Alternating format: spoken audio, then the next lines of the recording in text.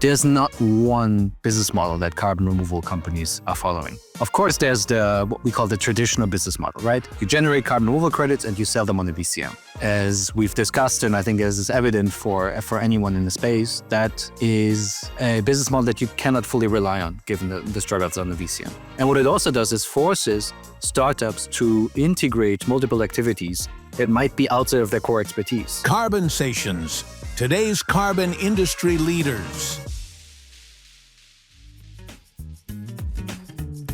Welcome to the Carbonsations podcast, where we speak to some of the leading figures in the emerging carbon industry.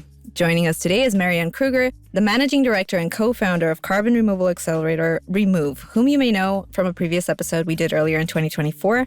Marian, it's wonderful to have you back on the show. Thank you so much for joining us. Now, even though it's only been 9 months since we last spoke, Remove has had some pretty exciting new developments in that time, and I really can't wait to get into that. But the first of them is your expansion into India.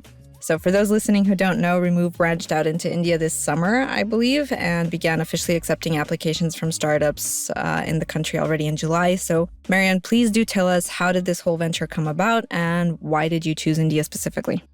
Yeah, absolutely. Happy to. First of all, thanks for having me up again. Always a pleasure to be here. Definitely an avid listener of the podcast as well. Well, a bit of context, right? So we've been working with carbon removal startups in Europe since 2021. 140 startups we'll have by Jan this year. A lot of them, more than 90% still active. They've created jobs. But this summer, we took a hard look at ourselves, and we saw in that process that we clearly believe the impacts of the climate crisis are global, and that the solutions to it also need to be global, right? And that the geographies that have had the least contribution to the climate crisis are feeling the consequences the most. So all of those are not necessarily fundamental insights, but they sort of led us to the conclusion, well, that CR can actually change this, so that CR can be a vehicle to, do this in a way that is different from how we've done it in the past. CR pathways can, for instance, provide immediate adaptation benefits. CDR would allow geographies to sort of go beyond a role of adaptation to a more active role. And we had already had a few European startups that had been active in India. So that all led us to sort of a general strategic decision to say, hey, we believe that we also need to support the entrepreneurs in those low and middle income countries. And India was just the one that we felt, from a timing perspective and from everything that was sort of growing and budding in India, was right. So yeah, we kicked things off with a pilot this fall, and very, very excited about what we've seen. And what has the experience working with local startups been like so far? We were, quite frankly, amazed by both the quantity and quality of the Indian CDR startups. So we said for the pilot, we deliberately are only going to accept 10, but in the application process, which really was a competitive one, we saw we could have easily accepted 20 or 30 that we would have loved to work with. So that in itself was a really, great confirmation of us selecting India as the first geography to support in the Global South. From a CR pathway perspective, obviously there's a lot of biochar and ERW. Maybe also a bit context for that. Our partners, the Carbon Removal India Alliance, did a great analysis about the potential of India for carbon removal, and just ERW and biochar carbon removal can, at scale, almost deliver 1 gigaton of carbon removal when completely scaled up in 2050. Right? There's, put differently, subsistence farming plays a huge role in India. You have about almost 100 million subsistence farmers. You have extreme large volumes of basalt that you can use for ERW, and you have a lot of excess biomass that is not used. So all of that just provides all the requirements it needs for especially those two pathways. What we also saw, though, is that we had surprisingly a lot of applications from other pathways as well that you wouldn't necessarily think of, especially when you think of deploying in India. We had some really frontier DAC solutions. We have mineralization in concrete. And I think all of that is a function of one key reason why we also said India is poised to become a powerhouse in carbon removal. You have tremendous entrepreneurial talent that can, if only the tiniest fraction of that talent goes into carbon removal, we have a big win for the climate. One number that I always found completely staggering is that India has about 1 million engineers that graduate each year. 1 million, right? And if only really the tiniest fraction of them went into carbon removal, be that as founders, be that as entrepreneurs, or as workforce, then that's tremendous potential that we should try to realize. And the third thing now, having worked with the founders for a couple of weeks and months, is there just is no local demand in India, right? No Indian company has bought carbon removal yet. It's just not top of mind. Also for the country, the net zero goal for India is 2070.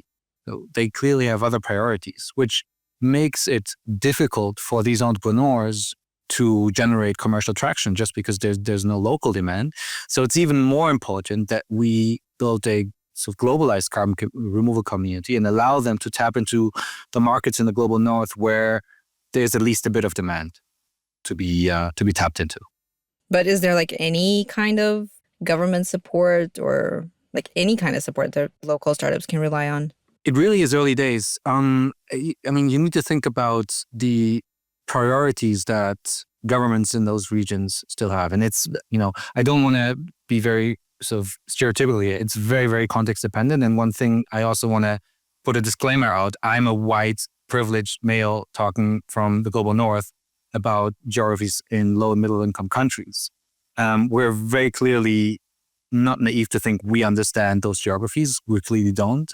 Quite the contrary. That's why we're working with local partners on the ground, like Korea, like the IIT Bombay. And that also showed us in those conversations with policymakers, it just shows that climate is not top of mind, right? They have other priorities. But what we have seen work well, and that also leads to answering your questions around support, the co-benefits that some of these carbon removal methods can deliver, those stick in conversations, right? Think increased agronomic resilience through ERW or biochar carbon removal. Think more stable and higher farmer income through the carbon credit. Think the adaptation benefits through mangrove restoration or reduced air pollution because there's no stubble burning anymore. In essence, it's about economic development. It's about jobs. It's about food security. It's about health. And the climate angle of carbon removal really comes only at the tail end. So if founders can frame themselves in those lights, if they can put co-benefits first, then there are budgets to be tapped into. Then there's a bit of government funding to be tapped into. And you can also see that slowly the discussions around carbon removal and how to integrate it into larger corporate and policy frameworks are starting. But really, it is early days. I think from an entrepreneurial ecosystem perspective, it very much feels like where we were in Europe, say in 2020 or 2021, where really ecosystem was budding, but it was a very, very small one. From a policy support perspective, we might even be a bit earlier. Okay. So there are ways. What can you share about the startups that you're working with so far? Like, what can you tell us about the carbon removal methods that you've already accepted into the program?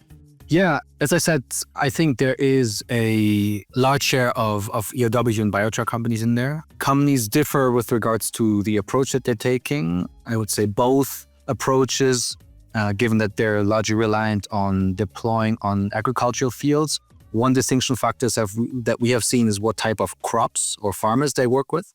Some work in tea plantations, others focus more on rice, other focus yet again on other crop, because science shows and also the actual deployment clearly is dependent on the type of crop that they are working with. I think the second distinguishing factor is whether they are they take more of an enabling role or a deployment or development role. So we also have a few startups in there that are not deploying or delivering carbon removal themselves, but are helping other carbon removal companies do that, which also need to be part of a functioning ecosystem. And we deliberately selected them as well, together with our jury, because we believe, especially an ecosystem that is as nascent as the Indian one, those enablers fulfill roles that the carbon removers, so the suppliers, shouldn't need to think about. They shouldn't need to think about financing. They shouldn't need to think about MRV and registries, right? It's hard enough to build a startup, yet alone a carbon removal startup that realizes and deploys carbon removal.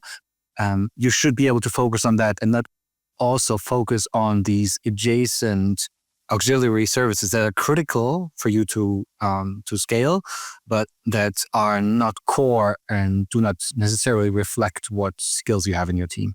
Okay, and you mentioned also surprisingly, there were DAC companies there. Do you see like the proper conditions for DAC to be able to flourish in India? So I think this is an interesting case. The grid in India still is 75-80% coal. It's very hard to make DAC net negative in those contexts.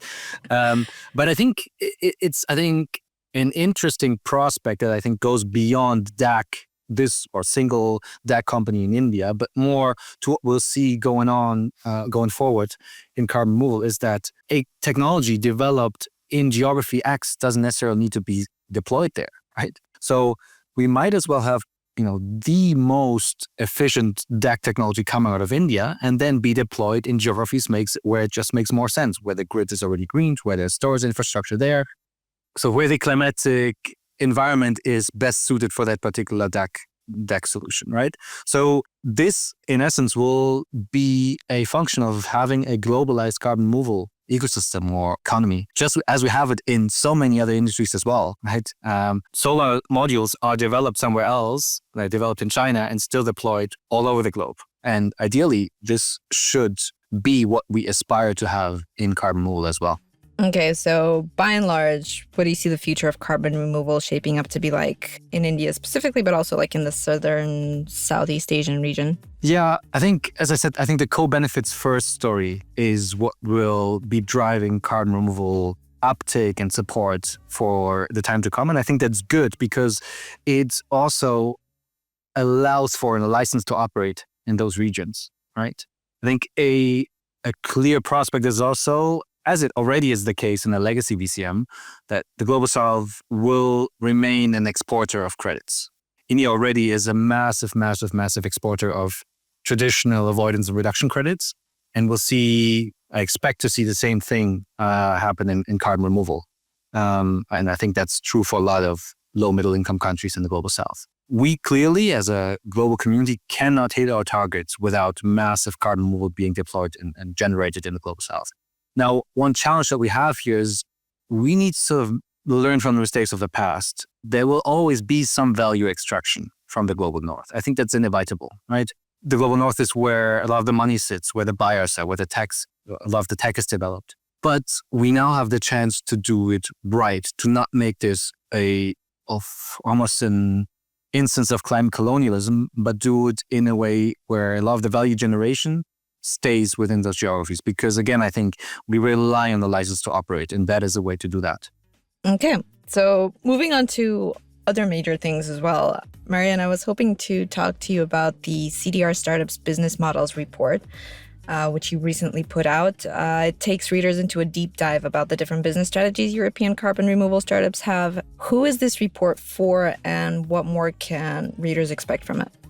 Yeah, I think the main audience is other startups, entrepreneurs, investors, but on a broader scale, the whole ecosystem that is looking at these suppliers and asking themselves, how can the future of a carbon removal supplier in these sort of murky waters of the VCM look like? It really started off with the report that we did last year, where we sort of tried to get an understanding of what is the state of the European CDR entrepreneurship. And what we found, talking to a lot of our founders, was, well, it's a struggle, right? It really is about surviving until the market really is there. We all agree the markets will be there, and if not, we'll have a major problem as a climate community. But until it's there, it's about survival. And I now work with those startups. We found that it really often is about devising strategies to survive. And a pattern that we saw is it often revolved around business models. Given that the VCM didn't or does not have its most prolific time, and it doesn't provide a lot of demand, especially for early stage carbon removal suppliers, we needed to look elsewhere because these suppliers are under pressure to show commercial traction vis-a-vis their investor and just to stay afloat. So that's what we focused on this time.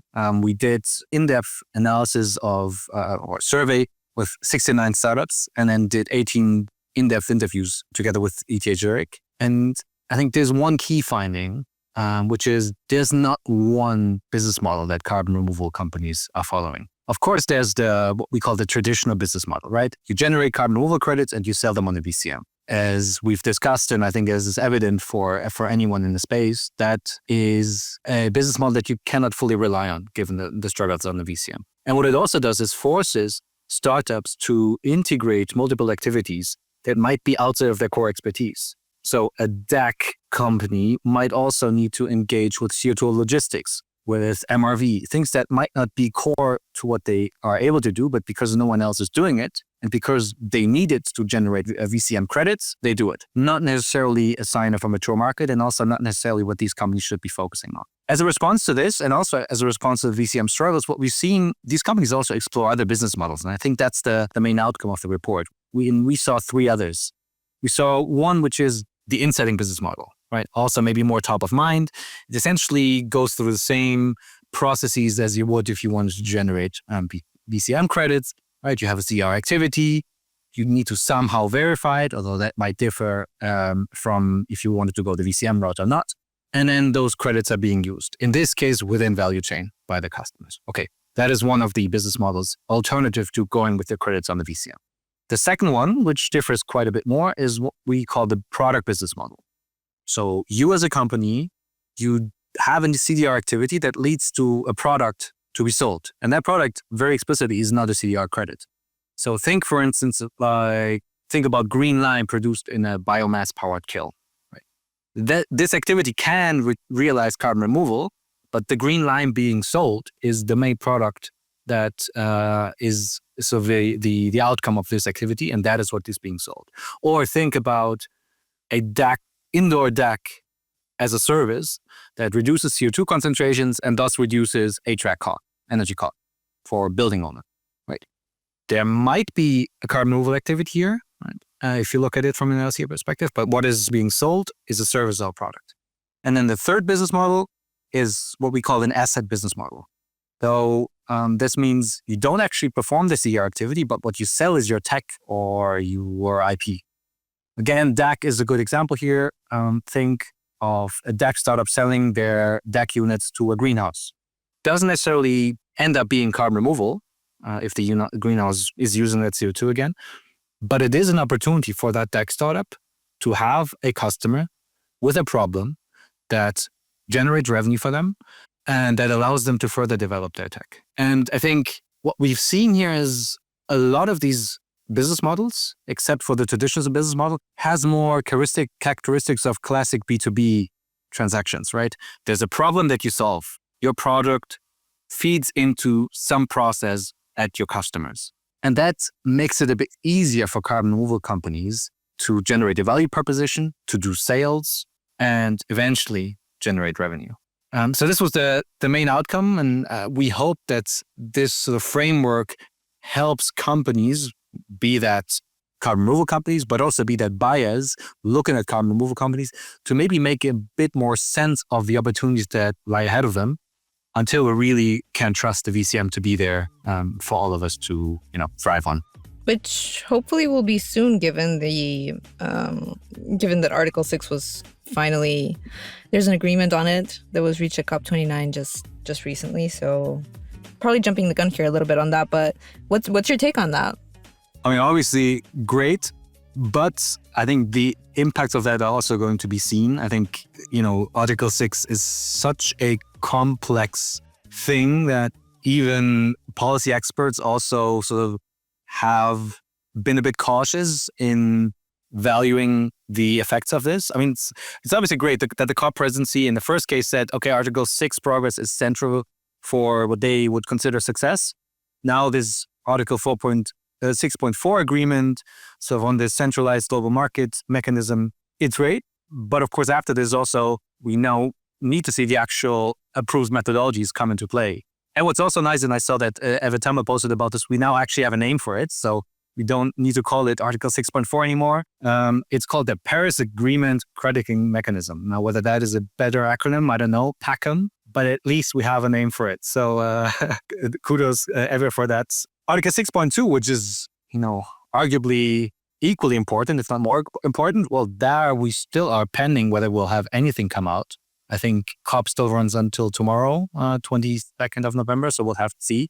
Overall, of course, any progress on this is good, but I'd also would love to see how this then actually is turned into practice. These policy mechanisms and processes are, of course, always the time horizons that they're on are lengthy and do not necessarily align well with the timelines of startups. A year is an eternity in startup life. In policy, it's a blink of an eye. Well, moving back to the report there, just a quick question because I did skim through it. Something interesting I noticed while going over it is that it appears there are more DACs, direct air capture and storage companies, than biochar companies, which really came as a surprise to me. I was under the impression that biochar was by and large the most dominant carbon removal solution out there. Has this always been the case, or is this a recent change, or is this just like in a global scale? Yeah, I think it's a bit of a selection bias in there. The sample that we used is the sample from our alumni, right? And okay. Exactly. Understood. So it's not overall startups out there. If you looked at companies overall, I would probably agree that, on a durable carbon removal side, biochar companies are by far the most prolific ones. In our sample or in our alumni, we see a more of a focus on the, if you will, technology-based venture pathway following startups, which doesn't mean we don't support biochar carbon removal. Quite on the contrary, biochar carbon removal is really on the brink of becoming a project developer game, which just requires a different support mechanism. We're also thinking about that, and we are. I think it's a great sign. It's a sign of maturation. That biochar can slowly move into project developer mode and come out of the more risky, high volatile world of venture. Well, since we already touched on the subject of policy, I guess we can go down that rabbit hole for a little bit. As someone who's in the very midst of CDR in Europe and who has an up-close view of both the market as well as the political environment for carbon removal, what's your take on the EU CRCF? Yeah, again, acronyms, right? It used to be Carbon Removal Certification Framework. Now it's Carbon Removal Carbon Farming Framework, which I think already gives a bit of a hint as to the central role of carbon farming, which and that also is not a particular insight I'm not the biggest fan of, right? Not carbon farming, not a farm. I definitely am a fan of regenerative agriculture practices. What I didn't like is that carbon reduction units are included in the CRCF, because they fundamentally are different from a climate perspective. Overall, I think just a few days ago, the Council just adopted the actual CRCF final text. So we have a final text that is agreed upon, both by Commission and Council, which is great. I think the EU Commission also released the draft methodologies for a few pathways, DACs, BECS, and biochar carbon removal in October. And from all I've seen, the feedback from the community was rather positive, was quite detailed. The methodologies were. So I think that's good. Now, it'd be interesting to see which further methodologies are going to be developed. Obviously, if you look at the pathways, it would make sense to look at ERW and OAE, but others are standing by as well. We still need a bit of clarity on the verification and the registry. And again, timelines, right? We'll probably see the first CRCF unit in 2026, which is good. I'm very happy about that. And I'm also hoping for the CRCF to come a bit of a blueprint for other countries to follow. Yet again, for carbon removal startups looking for buyers and generating credits right now, it's important to stay on top of this, and it's important to align their approach with the methodologies being developed, but they have more pressing issues right now. So as with a lot of things for the startups, it's good to keep a tab on it, and we try to do that with Remove. But for us as more high-level ecosystem, systemic level players, I think it's good to be in the winds of it, and certainly welcome the progress here. And on that note, I know that there's also an offer of 30 million euros in funding for carbon removals that was recently announced. So compared to the kind of money that's being handed out by the Department of Energy in the US, that's not that much, but it's still encouraging to be seeing such funding opportunities in Europe as well. But realistically, how helpful do you believe this financial support is for the industry? I think, as you correctly said, right, in terms of the volume, it's probably a drop in a bucket. I think what is important, though, is the fact that once they start funding carbon removal, it opens up conversations around other opportunities to do so. And from all I know, there are conversations ongoing of a potential pre-purchase program.